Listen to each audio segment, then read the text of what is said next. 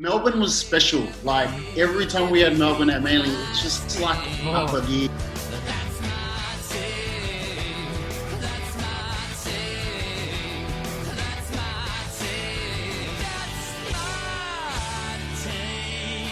I'd like to give a big shout out to the Hoodoo Gurus who have given us permission to use part of their song That's My Team as our new podcast episode intro for all of their music, and whenever they are going live or performing live, head to their Facebook and their Instagram. The links will be in the description below.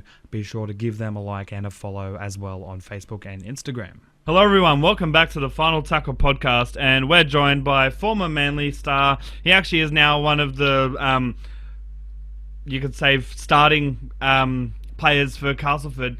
His name is Jesse Sene-Lefao, and yeah, thanks for joining us here today. What's up, bro? Thanks for having me. Thanks for reaching out, and hello from the UK. Yeah, no worries. Well, I'll always reach out. I always try and cover all bases, not just NRL, but Super League. I'm even going into rugby as well. I've got David Campese coming on in a few weeks, so that should be good. Now, but this isn't about him. This podcast is about you for this episode. Let's start with your junior days with the Penrith junior system, but you ended up debuting for Manly. How did that all come about? Man, at the time, and I still believe now, that Penrith have the best juniors in the world. Oh, 100%. The best nursery for sure. And the junior system and the way it's worked out there, like you could miss out on a squad of 30 in a training squad, but I could guarantee you that another 30 could be just as good as that 30. So it's always been tough, and it's always been a challenge to get in the Penrith system, but it's also kind of been a blessing as well, because when you compete with the best, you end up being, you get something from it, and unfortunately, my goal was to debut for Penrith, my local area, and I just had to move areas, man, and sometimes you just got to move to get the opportunity, and Manly were lucky enough to pick me up, and see the potential. And I just had to put in my hard work, and yeah, the opportunity, fell right in front of my lap. No, that's fair. And I don't know if this is, it's a fun fact. I could say that I've put two and two together. Your first season at Manly was a grand final season for Manly, and your first season at Cronulla was a grand final season for Cronulla. What was it like, more or less, going to two different clubs, obviously, and then also the team and the squad, and in general, the grand final year for each of those teams? Yeah, it's funny you say that, because my first year at Cronulla was like grand final, and it's just the experience, I guess. But the difference between the two is obviously at Cronulla, I was in the squad but didn't play the grand final, and we won. No. And then the very next year, I put myself in a position where I could win a grand final and play. Yeah, it was with Castleford against Leeds, wasn't it? Yeah. So it's just a shame that, couldn't just tick that box, but well, you still got plenty of years left. Yeah. I'm pretty blessed with the opportunities that I have, but I can honestly say that every opportunity that I've taken has always been very, very, in other people's eyes, like I wouldn't make it. Okay. So everyone, more or less, everyone with doubters, sort of thing. Yeah. Well, like when I left Penrith, it was an opportunity. Obviously, I was making more money working, but man, they gave me a contract where I had enough just to pay the rent, and then considering was how it like well a trial and train sort of contract? Yeah. And it's funny enough, I went over as a centre. Oh, wow. And, I went over as centre and then just trained really hard, and then they needed a front rower prop, and I just went, I can do that. So then take any chance you can get. Yeah, take the opportunities as they present themselves. Front rower for 4 years. Wow.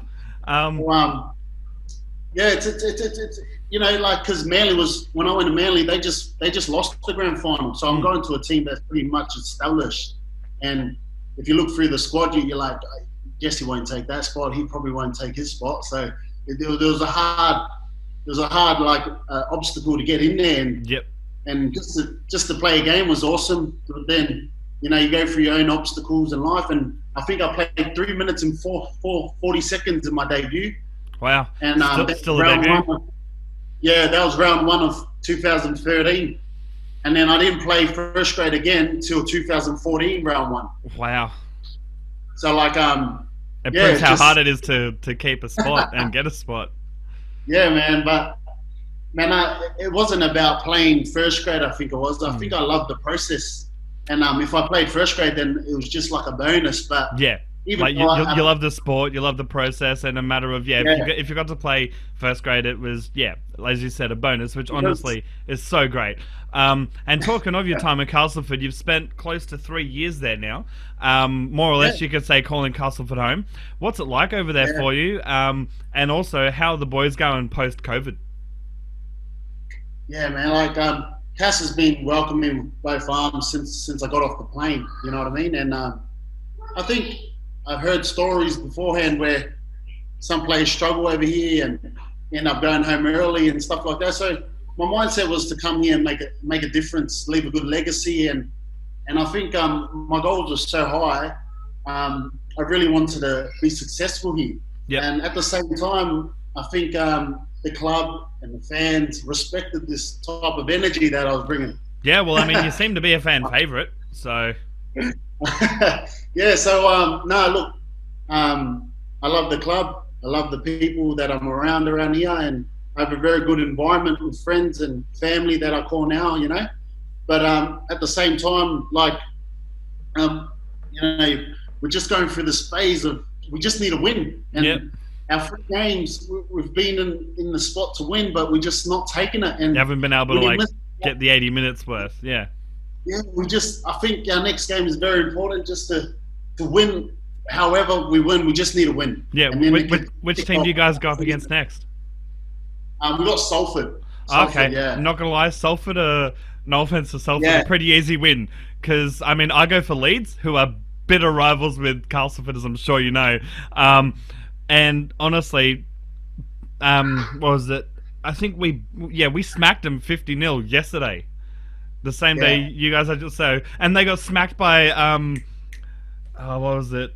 Catalans. So if you're gonna beat any team, it's gonna be Salford. So I'm definitely gonna be backing you guys for that. Talking about your international times, you played for Samoa. What was it like to represent, you know, your heritage and all that? Man, it's probably one of, like, when people ask me what's your favorite moments, you know, playing, and you know, playing for Samoa always pops up in my head, and it wasn't actually playing the game. It was more the singing the national anthem, and I was just blessed that really it was like taking it in, sort of thing. We played at Penrith Stadium, so straight up, wow. Yeah, so like it was pretty much, you know, where I brought up, and I had the hill there, all screaming my last name, and then I had my family with a big sign. Was that against Tonga? It was against Fiji. Oh, Fiji, okay.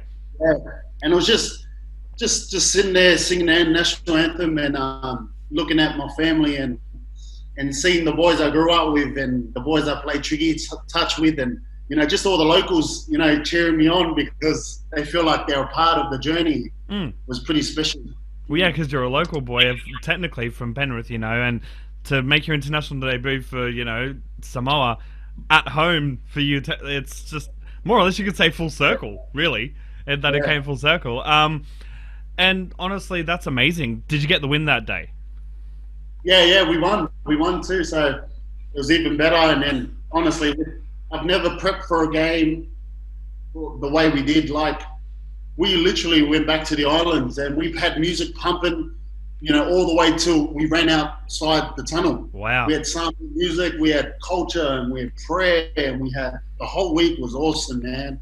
That was just very special. Like, my first time in international environment, and to do it with people with the same culture and same beliefs was something that you can't really explain, but if you're in there, you know it. Yeah, if you know, you know, sort of thing. It's very special. If you know, you know.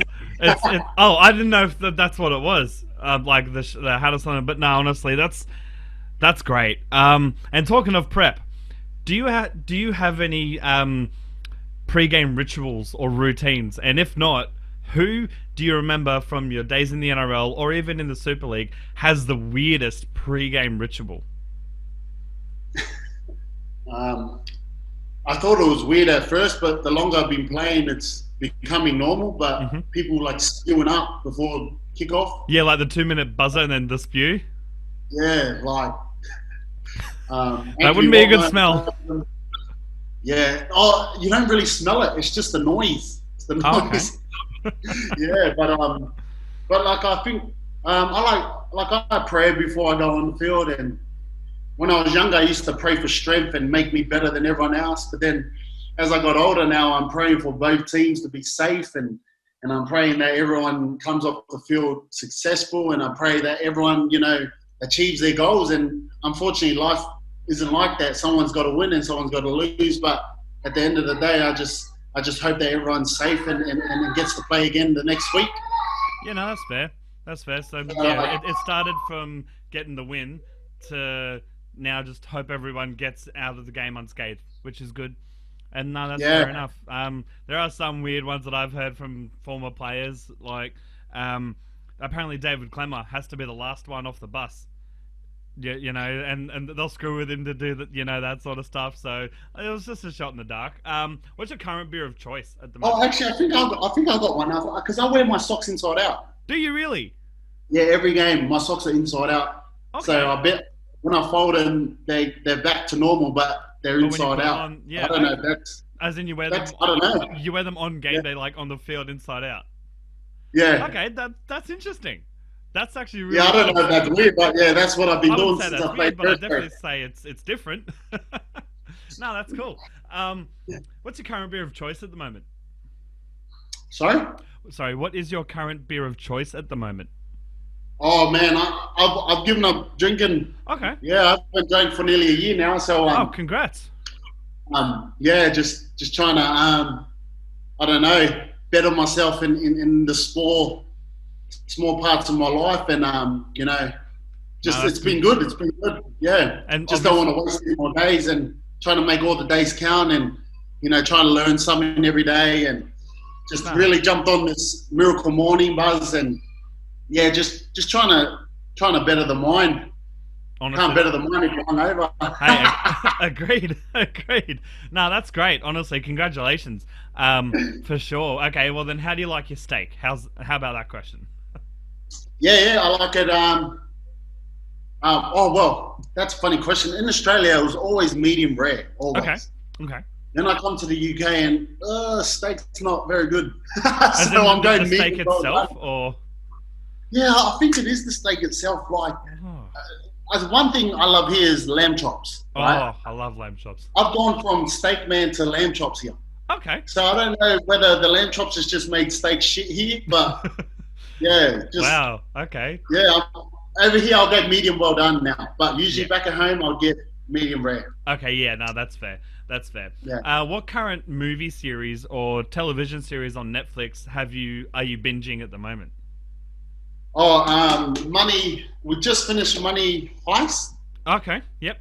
Money Heist. Yeah, is that it? Yeah. Wow.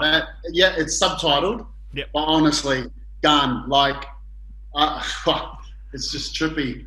So yeah. you recommend that?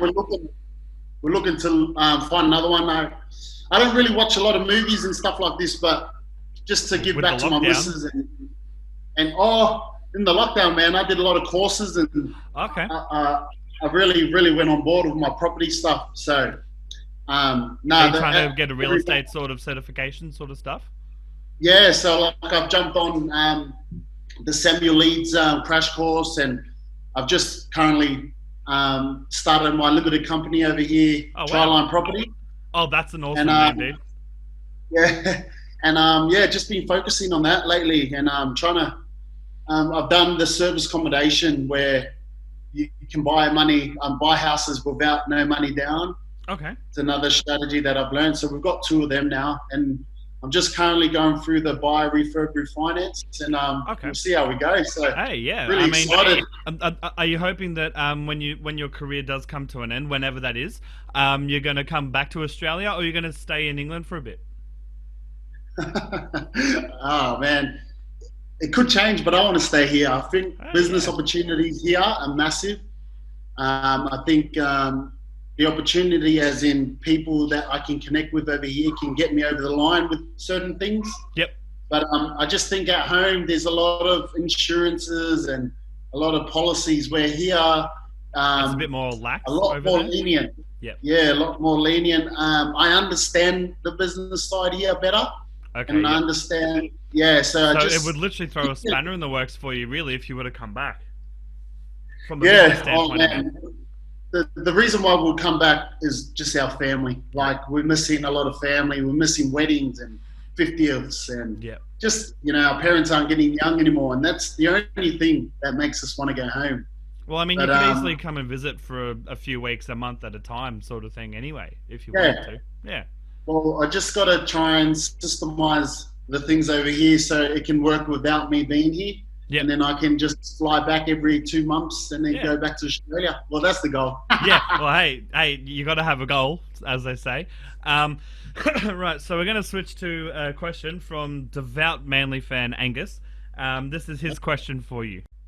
It's Ango here, massive Manly fan. You played your first bit of professional footy, and you're, in my opinion, best in the NRL, at least, with us, while Manly were enjoying a good finals run in 2013, 2014, and not so much in 2015. But out of those 3 seasons you played with us, are there any games in particular that stand out as like a personal favourite for you, or like a favourite for the team? And if so, are there any particular tries you scored for us that stand out as your favourites? Thank you. Yeah, good question. I think a game that stands out for me was probably against the Bulldogs, and we lost, and they got into grand final. I probably played my best game, and I actually got some decent minutes as well, and we just lost. I think we went to extra time, and they kicked the field goal. That was 2014, wasn't it? Yeah. I think even though we lost, I thought personally it was my best game. Yep. Really enjoyed it. I didn't feel tired. I was in the game. I was focused. I felt real powerful. It was just, when you're in that mood, you feel unstoppable nearly. Yeah, and you just feel like, and you more or less were, except for that one bloody point. Every off-play I was throwing was connecting. Every ball was just... Everything was linking up. Yeah. And I think awesome. I've only scored a few tries for Manly, but I think the try that I remember the most is it was 2014. It was the game before I debuted for Samoa, and we versed the Raiders, and it was raining, and there was a kick return, and Cherry found the ball down the wing. I was in the middle of the park, and it was only tackle 1, and Cherry's just booped the ball cross field. And then I've gone to try and kick it and try to pick it up, but I've missed it, hit the post, and George Defoe picks it up and scores. Wow. So like that's probably the try that I remember the most. It was funny. It was round. It was like it wasn't meant to happen, but it happened. Yeah, and then instead of me scoring, George scores, and George is teasing me. Freaking hell. No, honestly, that's great. Yeah. Now, thank you, Angus, for that question. And if anyone else wants to put in questions for our next episodes, just message us on Facebook, Instagram, or Twitter, and we will let you know which guests we've got coming up. Right. Which team, when you were in the NRL, was the toughest for you to go up against mentally and physically? At the time, 2014, I thought South Sydney Rabbitohs. They ended up being grand final winners. Yeah, they ended up winning it. But we didn't beat them all year round. We did not beat them once. And wow. Do you think in hindsight, if you guys had made the grand final, as in beat the Bulldogs to get there, do you reckon you would have lost to the Bunnies that year? I think we had Matt Ballin got injured that game. So if Matt Ballin's out of the team, maybe. Mm-hmm. But if we're all fit and we're all in there, I think we'll give them a good run, because it's a different mind. And Manly's been there a lot of times. They've been in grand final. So honestly, from experience, now that I played, against Leeds, we were on fire all the way. And we're a team that have never been in there, where Rabbitohs haven't been in there for nearly 30 years. Yeah. Like it was like we're versing the masters of grand finals, but we're the hottest team. Yep. and we lost because they were just more experienced. They knew the weather. They just played their simple game. They did the simple I thing think, as well. I don't know, like if Man went in there, we're going in the mindset of knowing everything. You know, we've got a lot of senior players there, and then you got the Rabbitohs first timers. You know. Yeah, no, I get you. So continue with what tough you were one saying. to take. Yeah, no, that's fair. Continue with what you were saying beforehand. I honestly can't remember what it was. It was toughest team mentally and physically. Sorry. So in 2014, you said there was a team that it was the Bunnies. Oh yeah, and your then bogey team. Every time, Manly. Yeah. So, but Melbourne was special. Like every time we had Melbourne at Manly, it's just like up a gear. Mate, like something happens. Well, it was probably up because of the Battle of Brookvale from 2011. That every year it made that sort of thing. And did you feel that lift? Was it similar to an international level lift in you personally?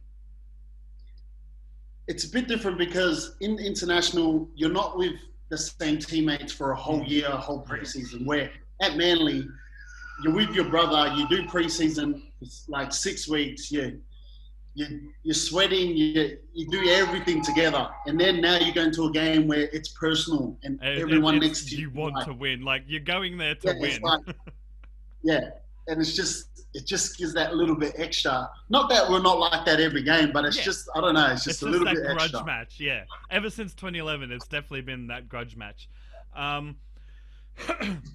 What advice would you give to your younger self that, like, with knowledge that you know now to get through life and through rugby league?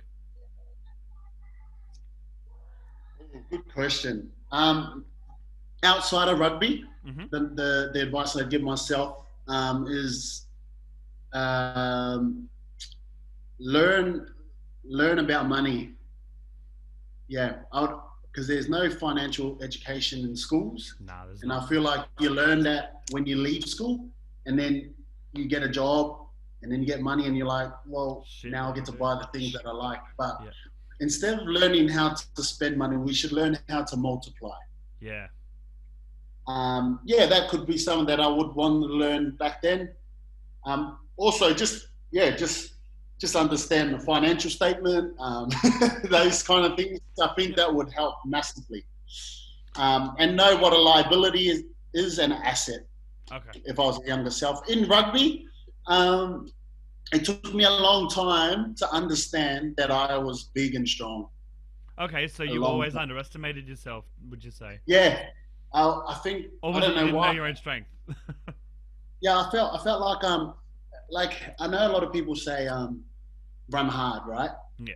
But I was always trying to be the superstar and trying to figure out the mad step or the mad offload but you can't do all that unless you run hard first.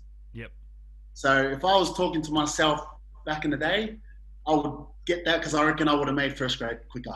Okay. Yeah. No, that's fair. Do you think you may have even cracked it with Penrith if you'd have learnt that sooner? Yeah, I think I would have. But it's also got to do with the mind, you know? Yeah, because you can force something or you can love something. And if you love it, you'll do anything you can to do it right. Yep. Yeah. That's exactly. But like I said, I love the process. It was the process that kept me going because just say I didn't play first grade this week, I would still go on Monday morning and do my extras and do my training. Yep. Because I love the process. Yep. And if I get the game, then I know that it's because of all my small habits that I've done throughout the week of or the the process year. of that week leading up to the game. Yeah. When you think about it, I played one game and it took me a whole year to play another one. So I had to stick with the small good habits that I had for a whole year. Yep. And then when I got another year, I played every game that year bar one. Yep. And then I made international. So I just went like this to like that. Yeah. You know what I mean? And it's funny looking at it now, you know, you're like, wow. But yeah. That's just amazing. The mind. Honestly, yeah, the mind is honestly, in my opinion, the mind for people is it can be their biggest asset, but it can also be their like worst asset at the same time, you know? Yeah. 100%.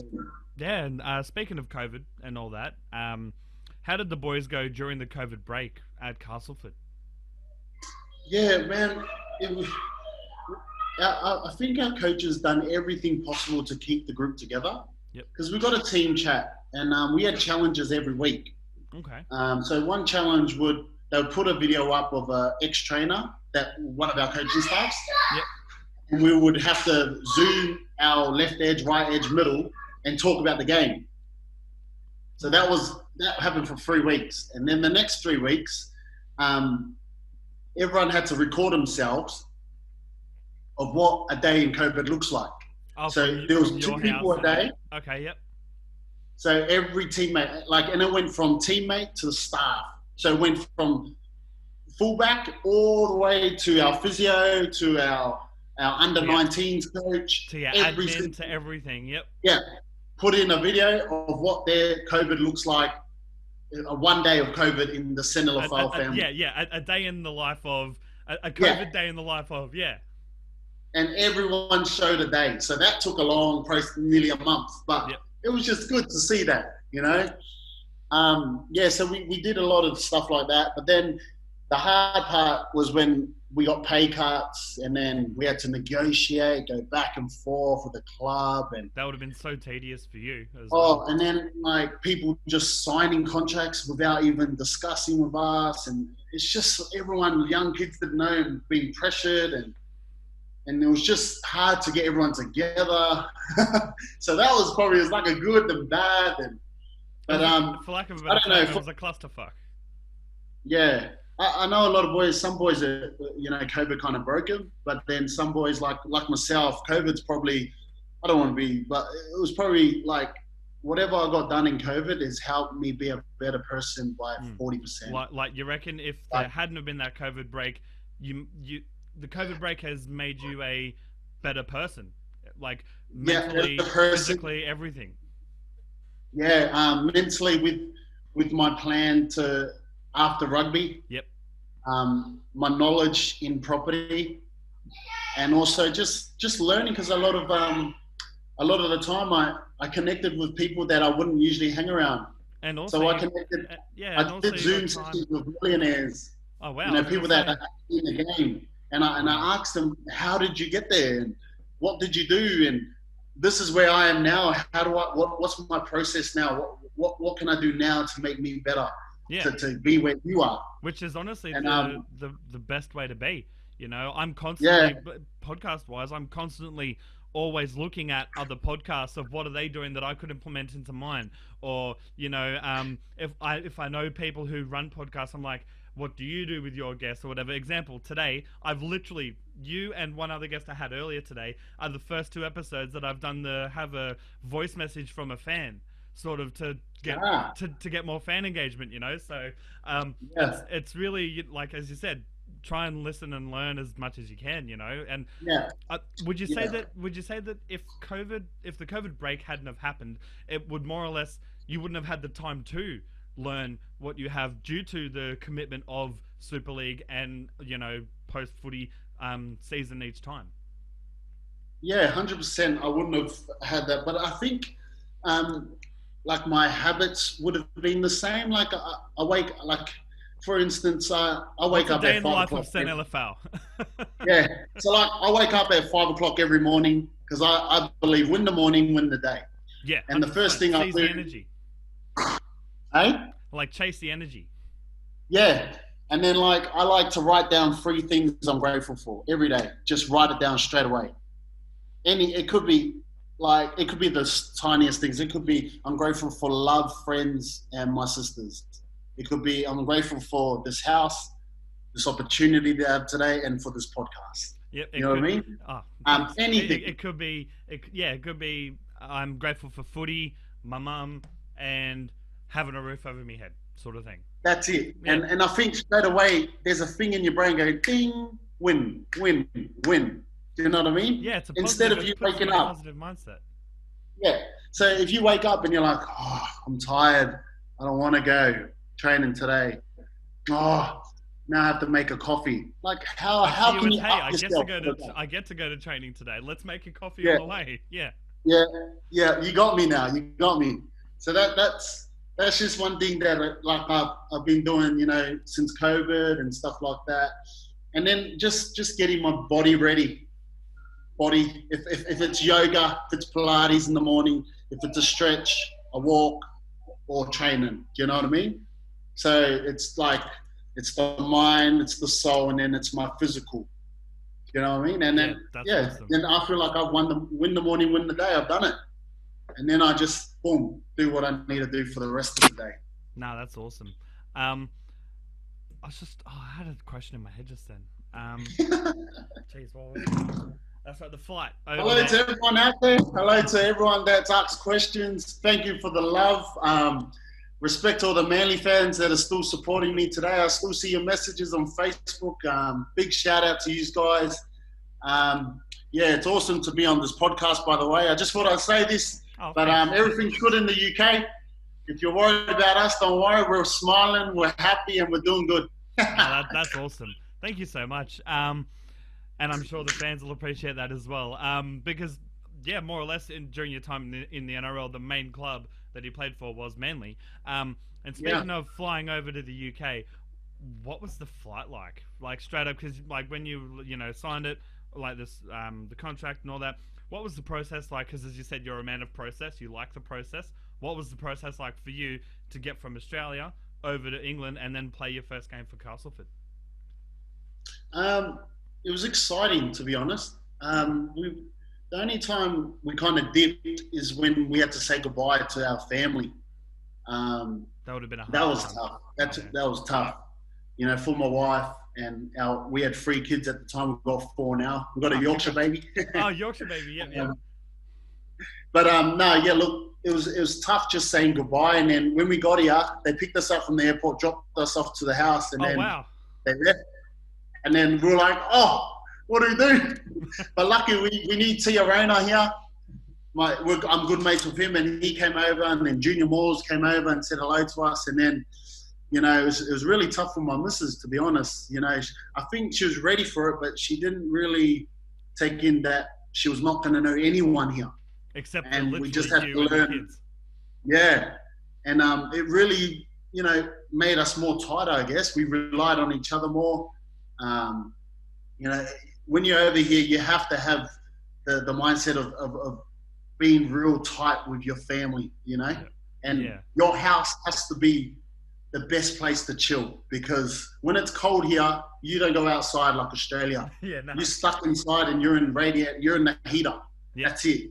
You got to have the best Wi-Fi. You got to have Netflix. You got to have things for the kids. Like you've got to try and make everything fun in your house. Yeah. Because you're going to spend all your time here. And that would have helped you prepare for the COVID break, you could say. Yeah, pretty much. It's only been good that the COVID's in summer. Lucky it wasn't in winter. Oh. Mate. Mate. Shit.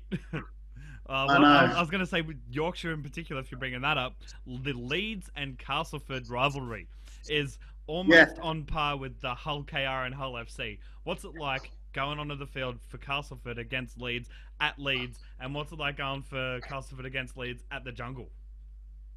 I love it better at the Jungle, because when we're at the Jungle, we can only hold so many people, like 9,000 or 10,000 people. Yep. So after that, you got people trying to break in. You got guys trying to jump the fence just to watch us play. Wow. And it's cool, like the songs. Literal standing room only. It's just only Leeds though. Other games are not like that, but Leeds, we always seem to have literally massive crosstown rivals, more or less. Yeah. So when I first got here, I thought Leeds was shit, because we pumped them all year. Except the grand final. And then get to grand final. Shit. But also going to Leeds now, they got a new stadium, but I played at the old stadium, and it was awesome, that old stadium. Because it was much like the Jungle, I'm guessing, with the capacity and all that. Yeah, I think they could fit a bit more, but I think their stadium was actual seating. It didn't have a hill and stuff. It wasn't a hill and concrete pillars for people to sit on. Yeah. Yeah. No, but awesome. that song always is in my head. Their song, they have this marching song. Okay. And just gets stuck in your head. Was in the Castleford or the Leeds one? No, the Leeds one. It's the same as their Leeds United song. Yeah, because I'm a big fan of Leeds United, by the way. Yeah. So it's great Well, to see you're them. happy then, eh? They're in Yeah, the Premier League. Yeah, Wow. they're back in the Premier League. I'm so proud. After 16 years, like since I was I think, how old am I this year? I'm 25 this year. So since I was like 9, they haven't been Wow. in the freaking Premier League. And then, I'm chuffed. I'm so keen.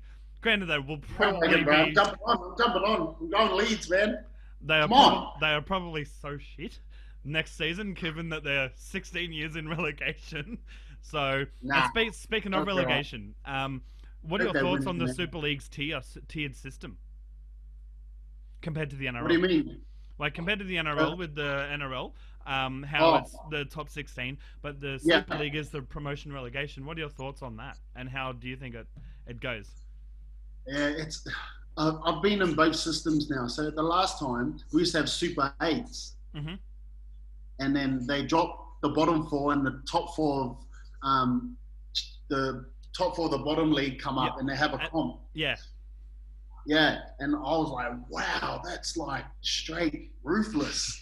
Where now you just don't want to come last, nah, you don't. pretty much.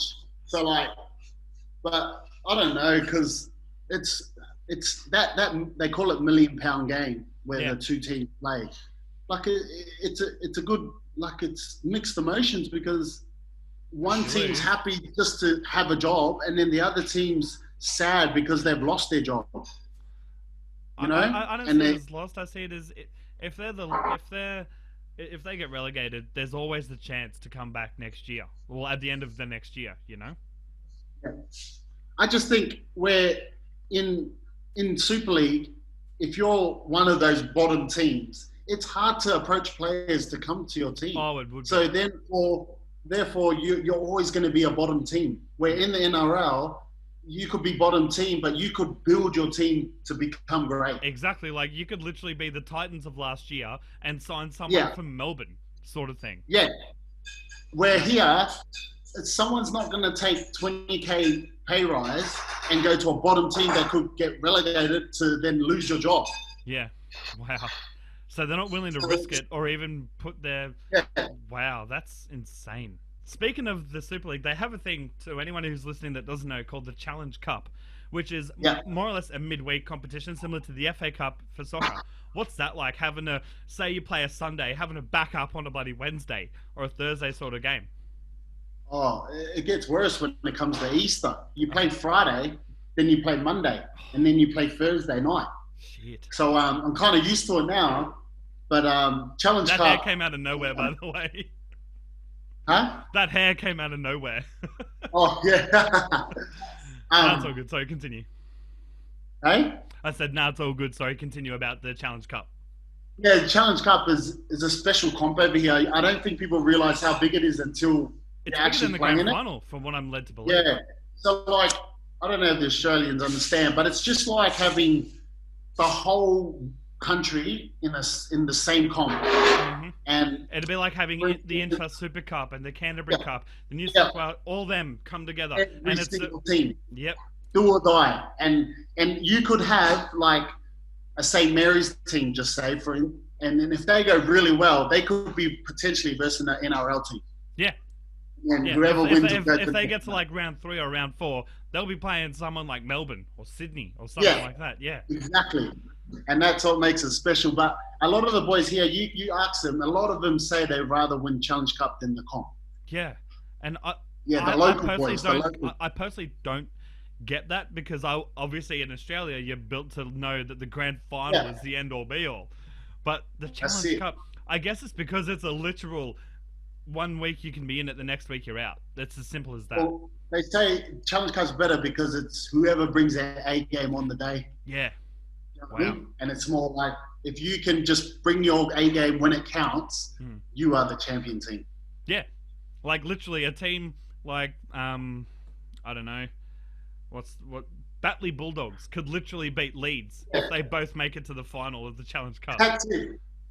And I think that's it. crazy. I think it's so crazy to think about that it literally, if it's because when else would you see those two teams play against each other except in a Yeah, Challenge exactly.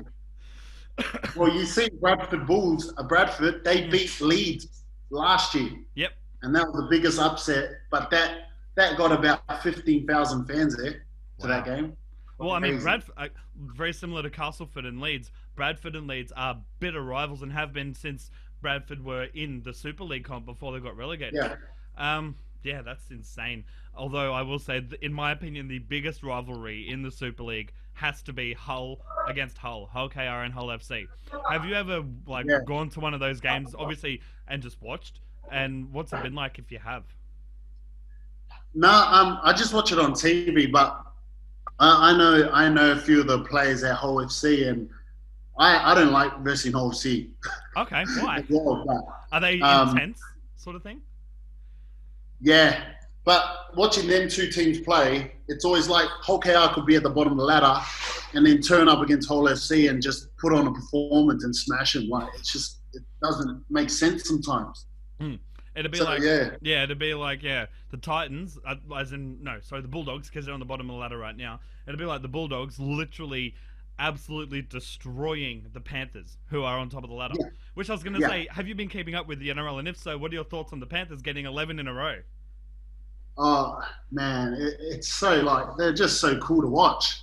I know the young kids some of the young kids anyway coming through, and I remember playing and they were like ball boys for our school team and, wow. And ball boy, and now you see them just killing it. They just play with so much energy and swagger. It's like a good vibe in there. So any young kid that comes in kills it. So it's just really, really good to see, because I like Penrith, and I'm always going for them. Penrith, I'm guessing. Yeah, got a soft spot for them. And I know the trainers, Peter Harden Wallace and Trent Barrett and all them.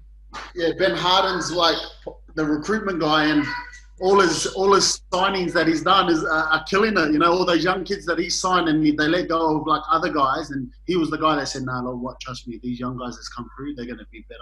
Yeah, and the clubs trust him. Let go of these guys so then we can get these guys to come through. And all those young guys that's coming through, it's been through Ben Harden signing, so it's awesome to see that too. From the ground to there, but. Man, I just love watching Panthers at the moment. Our team tries to play like that. But yeah, they've just been on fire. They just know how to win games now. No, that's fair enough. And I know we mentioned it earlier before we actually started recording, but what do you think your team, Castleford, need to do to get the win next week against Salford? It's just we've been training well. That's what's frustrating. And I feel like you've been doing the right things. You've been dotting the I's, crossing the T's, sort of thing. Yeah, but then on the weekend, our game plan was it changed a bit, which didn't help. Then our substitute changed a bit, and then just this. If we had to put a board up and you're playing out of 10, how good are you playing? We have too many 5s and 6s. Okay. And to win games here, we need 9s and 8s. Yeah. Do you know what I mean? Yeah. And the lowest we can have is 7s. But there's too many 5s and 6s, like I said, and when there's too many of them, it's hard to win games. So and where would you say your personal performance is at the moment? I've been coming off the bench lately for a bit of a different role and bringing a bit of energy and a bit of impact. Well, yeah, I mean, because you'll be able to see the game and how it's progressing from the bench. You'll be able to come on and see what needs to be worked on the field, sort of thing. Yeah. So, I don't want to sound modest, but I've been playing all right. I think, I played about an 8 last week. I played a 7 yesterday. So I feel like I'm in the top part of that. Yeah. But obviously, there's still things to work on for myself. Probably an error a day. I've been doing an error a game, so if I can cut them errors down to 0, I'll pretty much have a solid game. Yeah. No, that's fair. Just work on the offloading, I guess. I haven't seen the game, but you could, because you said your offloading was on point when you're at Manly.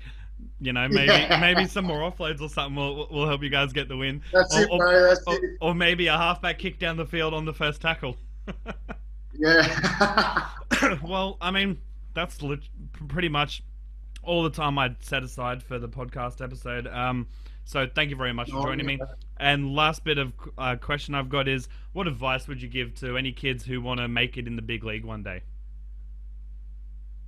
Oh man, just don't let anyone tell you, you can't achieve something. No matter how big the goal looks or how small. I think just go for it and be willing to sacrifice. That's the hardest thing that's come through. There's so much obstacles and distractions that you could do, but if it doesn't align with where you want to be, then I feel just have the mental toughness just to stay in that path. No, Yeah. that's fair.